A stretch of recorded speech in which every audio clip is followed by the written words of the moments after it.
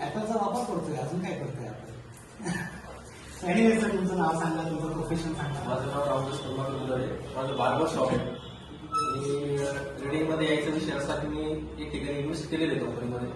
तर माझा ॲप समोरचाच वापरतो, हँडल समोरचाच करतो. त्याच्यामध्ये तो काय करतो मला काहीच नॉलेज नाही, आणि ते समजण्यासाठी थोडक्यात मी आपल्याला क्लास लावला.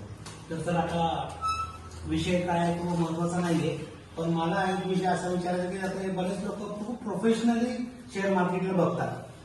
त्यांचं नॉलेज कसं असतं, एज्युकेशन कसं असतं, आणि तुमच्या केसमध्ये तुम्ही जसं ज्या सेगमेंटमधून येताय, तर मग त्या सेगमेंटमध्ये वेगळे प्रॉब्लेम्स आहे, शेअर मार्केटचे वेगळे टेक्निक्स आहे, आणि त्याच्यावर तुम्ही आता क्लास लावला आहे 4-5 दिवसापासून, 10 दिवसात तुम्ही प्रॅक्टिस पण करताय.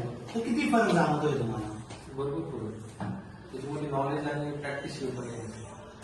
म्हणजे आता तुमच्यामध्ये कॉन्फिडन्स आला का की आपण पण करू शकतो? हो सर. कारण काही लोक म्हणतात की याच्यासाठी ऑप्शनचं नॉलेज असायला पाहिजे, टेक्निकल नॉलेज असायला पाहिजे, इंजिनिअरिंगचा थिटा माहिती पाहिजे, है ना, असं काही एक्सरसाइज कारणाने आपल्याला वाटतं की अरे मग आपल्यामध्ये ते क्वालिफिकेशन नाहीये, तर कसं काय होईल?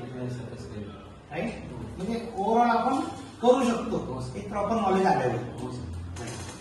आणि जसं आता स्टॉप लॉस बद्दल आपण जसं चर्चा केली, त्याबद्दल आपण बोललो, तर तुमचं मत काय आहे? योग्य आहे का नाही? सर गरजेचं, खूप गरजेचं. बरोबर ना? शेअर मार्केटमध्ये टिकण्यासाठी खूप गरजेचं. राईट. आणि सेल्फ नॉलेज जेव्हा येईल आणि सेल्फ नॉलेज बरोबर प्रॅक्टिस जेव्हा होईल, तर आपण परफेक्ट होऊ शकतो. हो सर. तर आता आपण तुमचे जे काही डाऊट आहेत 5-6 दिवसांनी आपण परत एकदा व्हिडिओ घेऊ, त्याच्यात आपण बघू. All the best.